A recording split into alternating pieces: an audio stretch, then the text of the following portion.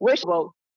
The Honorable Minister with responsibility for finance within the office of the President stated in his presentation that the year was challenging, with tragedies and only highlighted two that his government saw was noteworthy.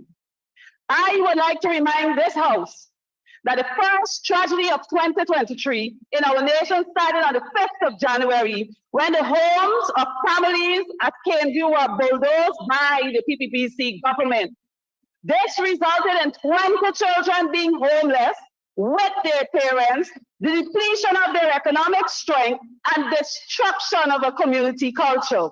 If that was not enough, the same man-made tragedy occurred in the month of May at Hillfoot on the Linden-Suzik Highway, leaving 43 children homeless with their parents.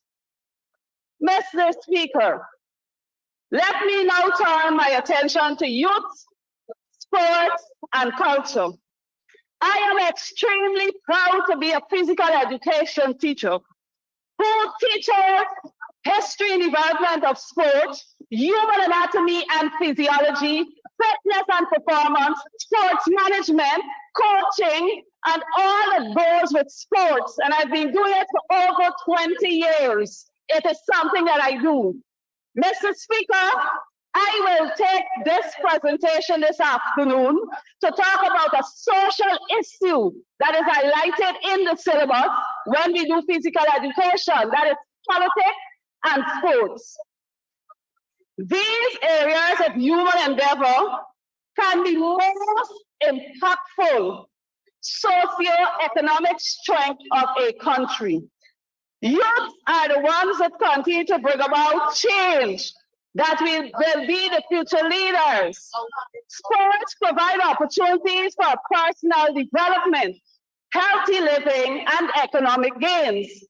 Culture is our way of life, our beliefs, our collective identities, our language, our rules, our arts, etc. And I'm proud to say I'm a sociologist too. I teach sociology too, set at fee alone. Therefore, Mr. Speaker, it is the responsibility of the government to ensure that budgetary allocations and implementations of plans must be done in a manner to provide opportunities to impact development of these areas. Mr. Speaker, when I examine the ministry, the policy direction leaves much to be desired.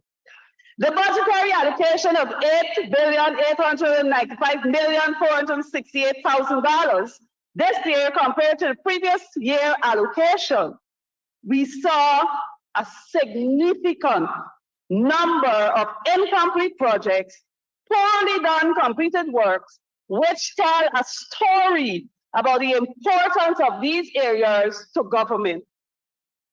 Abraham Lincoln said, "I never had a policy.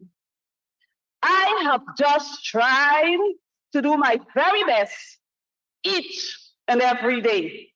I am sure the staff will say they have done their best with the resources at their disposal. Hence, we need to examine closely the methods of implementation. Mr. Speaker, culture and arts. In paragraph 4.145 of the budget speech, the following statement is made, and I quote, "Our culture and heritage reflects values, beliefs, and aspirations which are the core of our national identity as a people." It spoke about the belief of the government in harnessing the energies of our people. Mr. Speaker, such flowery words, while the actions of the said government reflects differently. How are you harnessing people's energy?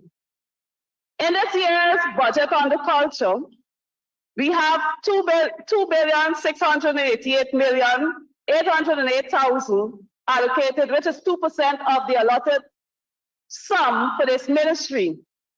I note on the subsidies and contributions to local organizations, A total of 4 organizations were listed.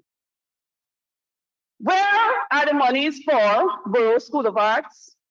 Will they receive the much needed materials to run successful programs? What about the music schools? What about the National Dance Company? What about the newly refurbished floors at the National Dance Company that needs to be fixed with the right material and set the recommended way so dancing can contribute, making its impact on our society? What about the copyright legislation and protection for artists and those in the creative arts, which will provide the much needed protection to harness our artists? Mr. Speaker, we have several artists. Jobo Primo, I'm just going to call names randomly. If I Poonam Singh, Vakali, Latia Wright that we brought here the other day, Kite Gard, and many other persons we can name in the arts and entertainment. But Mr. Speaker, if these individuals, Ms. Wright was exposed to what we're having now, would she be able to realize our fullest potential? And therefore, if we want to acknowledge and we want to harness, I'm using your words, the talents and skills of our people, then we have to provide the right platform for that to take place. The last minute rush, Mr. Speaker, after almost 1 year of a previous budget to run, patch, fix, or paint does not negate the fact that the organizations went the entire year without needs being met. Mr. Speaker, such actions do not support in any way the stated objective for culture, which reads, to ensure Guyanese are provided with opportunities to learn, actively participate in visual and performing arts, and to preserve and conserve our national heritage. Mr. Speaker, I want to pull up a few articles. Double pay for Cricket Carnival artists. The president announced a really headline here. And this is from Newsroom, November the 21st, 2022. When I went through this article, 6.9 million was used for that event, and 89 local artists performed. And it says it's keen on focusing on the developing the arts in Guyana. So I was looking at the budgetary allocation to see what is being placed here to develop them. Mr. Speaker, Guyanese musicians to benefit from government-sponsored studio time. What is happening in our music industry? This is June the 4th, 2022, and it reads, 9 million will be invested to secure this arrangement for 12 months, construction of state-owned studios on the cards. Mr. Speaker, I see that in the cards in the budget for 2024, to be exact. And then, again, in the said article, it says Dr. Ali related that the plan is to cover studio time costs for the next 12 months at 3 local studios, allowing musicians to record their music at no charge to themselves. He said that this is a direct investment and will afford local musicians a space to explore their craft in a more magnified way. Mr. Speaker, I wonder how many musicians actually benefited from this particular project, and if they're able to continue to do their music, or this was just for the 1 year, that's it. Because again, I examined the budget and I see no allocations here for any projects of such kind. Mr. Speaker, I must bring to your attention also 2 other articles that I find very interesting. Guyana goes big with CPL. In this article, from Newsday, from Trinidad and Tobago, here what one day paragraph says, Sunday, September 17, 2023, with its global status growing alongside its coffers, Guyana not only flexed its financial muscle, by agreeing to host the CPL for 3 consecutive years, but is doing it bigger and better. Where is the money that will make our musicians and our artists bigger and better in budget 2024? Mr. Speaker, even as I look to another article, accreditation of Creative Arts Institute, hosting of Literacy Arts Festival on the card this year of February, and this was done in February the 2nd, 2023. And it spoke about all the competitions and all of that has happened. I hope the Honorable Minister in his presentation will tell us if the accreditation was finished for this particular area. Mr. Speaker, finally on this article, graduates show skill as Institute of Creative Arts hosts successful 8th convocation. Mr. Speaker, in this article, I take note. Groups developing arts, dancers, dramatists, musicians, writers, filmmakers, creative craft workers, and designers by the Institute of Creative Arts were on show at this event. Mr. Speaker, the relationship, it says the collegiate relationship that occur. Hear what it says. Cultural training center made reference. Cultural training center in Jamaica. The old Jamaica School of Art and Jamaica School of Music. The newer Jamaica School of Drama and Jamaica School of Dance. One day, when are we going to be able to really talk about our skills and talented being developed and given the opportunity to be created and developed in Guyana? They had to have a collaboration to get this. And I hope that when we read the next article, we talk about these particular areas developed in Guyana so that our local artists will be able to perform. Mr. Speaker, the use of this allocated sum in this area, the details are sketchy for the expected project.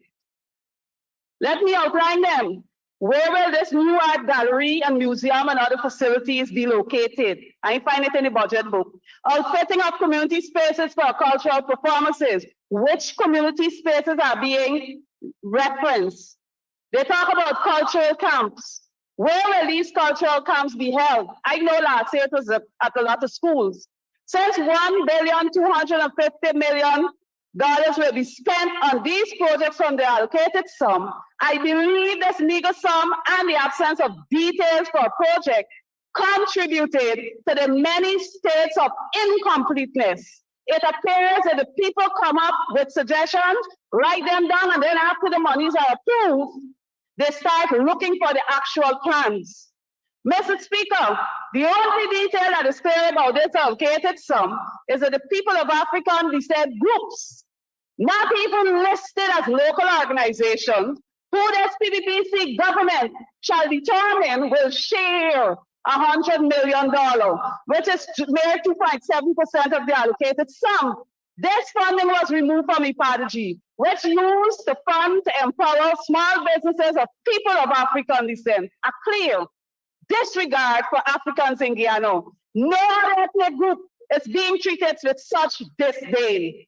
During the previous year examination of the budget estimate, on Tuesday, 31st of January 2023, the minister was asked about the number of events in arts, entertainment, and recreation sector by Honorable Jones. The minister response only gave the One Guyana Prize Literacy Festival, Marshmalley activities, which is usual, the regatta Blue Lake and Linden, and at the Literacy Festival, the Poetry Slam, storytelling, symposium, etc. that will take place. Mr. Speaker, when we're planning events, if you want to highlight MASH, you don't want to crowd the Literacy Festival with other things that will not be able to really showcase and highlight. We got 12 months in the year, many things could happen. Mr. Speaker, even as I look, when I reflect on the speech last year, I pull up Marshmalley calendar 2024 from the ministry website. And I note all events listed. I note there is the children competition, calypso, costume, the soca monarch, dancehall monarch, chutney, splash minorami or something like that. Splash rami, right? Flag raising ceremony, costume and float parade, Masharama, panorama, literacy festival. And then they talk about the Buxton Mash. Mr. Speaker, under this particular post, I don't know who monitors the page, but somebody asked, since when dancehall is a part of matrimony? That had nothing or have nothing to do with matrimony. I hope there's someone actually monitoring the page so they can give feedback to Guyanese who are very much culturally awake to what are some of the things we expect in our country. Mr. Speaker, all these new activities, all apparently replaced the drama festival that many look forward to. The drama festival provided the perfect opportunity for students writing CSEC exams to write their plays and bring them alive. This is part of the requirement of the subject of theater arts. In 2019, the IPLOT Secondary School won the local competition. Now students writing this subject have to do their little thing quietly at school and not be afforded the opportunity to bring their skills alive, whether it be the National Culture Center or the Theater Guild. Why was this program removed? Dance, another form of arts, require more investment to keep it alive. Christmas Fantasia used to be a free show for seniors and children in the homes. I recall the experience of accompanying seniors from my community to this free show. Enchanted Caribbean used to be held in July for CARICOM. Guess what? Dates never available at the Culture Center. Mr. Speaker, this was critical for CTEC exams again, which is also a requirement for students to critique a dance show. So that was created to provide an opportunity for our students who are in theater arts to be able to critique and bring these shows alive. Why was it stopped? The only show that remains for the dance season in October and the church show at Brigham Cathedral at Easter. These dance programs provided opportunities for the children, youths, and adults in classes to show their learned skills and passion. Mr. Speaker, the non-return of these purposeful programs, which enhanced our culture and provided opportunities for youths, clearly show a path of destruction to our cultural heritage and the implantation of new ones. Again, Mr. Speaker, these shows can generate income to help the said organizations moving forward. Culture ought to be preserved and new ones can be added. Mr. Speaker, amazingly, the government's meager allocation and no mention in these areas give the story. The sum of $250 million allocated for national and other events in culture has led one to question, how will this money be disaggregated between the national holidays and all the events that we have in the country? I now turn my attention to youth. Mr. Speaker, again, the use of catchy language, but differing actions are blatantly clear. Paragraph 4.151 of the budget, the youths of the nations are its backbone and its future, emphasizing on training, capacity building, and stuff. The highlight of last year's program in the budget say it will be completed in the first quarter of 2024. Says a lot about goal setting and not achieving them. Mr. Speaker, of this budgeted sum, $150 million will be spent to upgrade and equip training centers. What happened to night schools that afforded youths who are school dropouts the opportunity to attend CSEC classes and rewrite their exams? Are these individuals important? How are you harnessing the energies of our people? In this year's budget, $2,700,000 was allocated as subsidies to local organizations. A total of 8 organizations are listed. Mr. Speaker, what is particularly interesting in this area is that there was no increase given for none of the 8 organizations. Hence, they will continue with the last year issues, challenges, and the new ones they will face this year.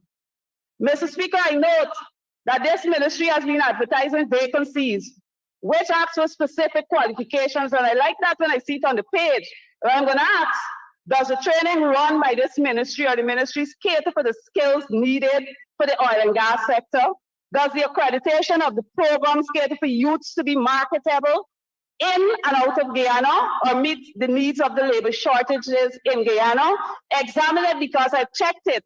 Mr. Speaker, imagine doing this course and collecting just a piece of cardboard with something right on it, and you have to take it. There's no seal, there's no stamp, nothing to say that this is happening. Please pay attention to that. When we do our program, if as an institution conducting the training currently does not have the relevant accreditation, then do it through somewhere that is already accredited. For example, a cooking class, you get accreditation through Converage School of Home Economics. These are things that could be collaborative and work on if we're talking about empowering our youths. Mr. Speaker, I read the objective of youths, and I asked, we want to empower them through interactive program, enhance their skills. But one of the things, to create a cadre of entrepreneurs to make meaningful contribution to national development. Am I to think, or nation to think, that it's only all about creating these entrepreneurs? What about the other areas that our young people can be very effective in? What about the PYAC, the President Youth Advisory Council? I saw an article in 2022 about it being established, and that's it. Mr. Speaker, what about the President Youth Award, Republic of Guyana? What's going on there? Are our youths really benefiting from these programs? Mr. Speaker, I'm quite sure more can be accomplished from our youths once they have a say in the things that are being done. If you engage our youths, they will give you more ideas of programs you can do to help them.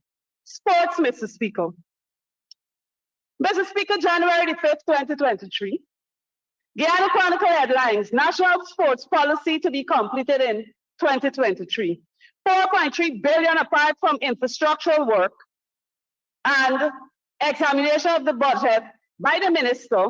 During that time, he said that there were going to be 3 policies intended to bring to this house. The minister said the policies we're going to bring to the house was a sport policy and a cultural policy. Mr. Speaker, after sitting in this house for almost a year, not hearing or seeing anything being done on the most attended area by government, I saw the following. Newsroom headlines, January 13, 2024. National Sports Policy to be published in the first half of 2024. What happened to last year? Mr. Speaker, no mention of the cultural policy. Maybe that will be headline for the next quarter of this new year, when it was touted since 2023. May I remind this House that the sports policy sets clear guidelines for how sports can contribute to society. I trust whenever this policy is presented, it will cater for the several deficiencies and incompleteness by this ministry. Mr. Speaker, while it is highlighted in paragraph 4.14 that last year's project will be completed in 2024, it reflects a state of incompleteness. So, Mr. Speaker, I need to go through this quickly. Mr. Speaker. I remember, yes, quickly, but you have to do that with an extension. What? Thank you. Comrade Speaker, I do move that the honourable member be given 5 minutes to conclude her presentation. Thank you very much, honourable member. You have 5 minutes to conclude. Mr. Speaker, incomplete projects. Primara, not completed. Mr. Speaker, quarantine, not completed. Mr. Speaker, multipurpose facilities and interland, I saw on the Facebook page, it was lands were now being identified. Mr. Speaker, incompleteness, Albion ground locked up for the last 5 months, no work going on. Mr. Speaker, we have Bel-Air ground. I saw the minister talking about this area and how he's walking through. When I went there, the bridge is in a deplorable condition. If a child run over there, they fall in the ground, in the trench. Mr. Speaker, upgrades to ground. There are several grounds, Mr. Speaker, that will certainly be upgraded, but it is not in a condition that children can play on it. When you have the grounds done, people should be able to use it. Mr. Speaker, extension of the squash court to the Rocket Center got incomplete work. Construction of standing grass mounds at Region 2, incomplete work. Mr. Speaker, one of the things that I must bring to the attention of this House The minister touted that the National Gymnasium was completed after how many months? When I visited the National Gymnasium, this project completed in August. Gated gymnasium hung up with wire and rope. Washroom, locker, the whole cracks on the walls. It can't be used. Mr. Speaker, the tennis court, the material used to build this court, right now it's bent where the net is. Mr. Speaker, you check here, rotten gate, because the material used again is not good enough for it. All substandard, Mr. Speaker. Mr. Speaker, these are things that we must pay attention to. I want to remind this House that when the Durban Park was constructed, it was a completed project, not incomplete, and you did not maintain it. Mr. Speaker, one of the many roles of government is to provide safe facilities and recreational spaces for its citizens. The most distressing experience when attending local competition is the poorly kept and non-functioning washrooms at these venues. At the recently concluded national championship at Lenora, the stadium washroom was in a deplorable condition, had serious issues. I note on Facebook page the ministry entire promotion of displays of stadium design, which I pull up. Mr. Speaker, why should our athletes endure sitting on hardboard, lying on concrete, spinning in different positions or holding umbrellas to be protected from the rain or sun? They have to endure this agony for at least 9 hours. Mr. Speaker, shouldn't the government be looking for different designs that can bring more comfort and can bring more relief for our athletes and spectators alike? In comparison to hosting international events where the government ensure all the facilities are fixed, washrooms are functioning, well stocked with toilet paper and sanitizers, Mr. Speaker. We need to use our land space in a manner that will bring comfort to our people. Mr. Speaker, consider the economic windfall in sports, youth, and culture. Highlighted by a head of state in a recent article attributing over $85 million to Guyana's economy due to CPL 2022. Look at the financial benefit. Why we're not seeing the reflection of that in budget 2024? Mr. Speaker, briefly, I must turn my attention to Region 4 quickly. In a total madness to have the budget, it is total madness to have a budget presented for a region when the elected official work for the projects and then it is either taken out and only specific areas that support the government gets the project. That needs to be stopped. Mr. Speaker, there are several issues on the East Bank with water. This is a condition of water coming in Mocha Arcadia community and several communities on the East Bank that needs to be fixed. It's something that is urgent and we have to think about the health of our people. Mr. Speaker, in closing, Mr. Speaker, I want to urge this government, Mr. Speaker, to ensure that when we are spending the monies and doing allocation for our people, that they indeed take into consideration the needs of the people by paying attention and listening keenly to the people. Many of the incompleted projects under the Ministry of Youth, Sports and Culture can be completed if the minister and his team would take the time and prioritize and get them finished one by one. I trust that in 2025, all projects will be completed under this ministry. I thank you.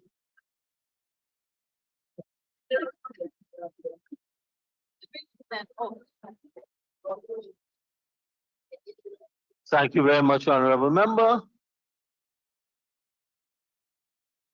And now for the Honorable Minister of Culture, Youth and Sport, the Honorable Charles Ramson.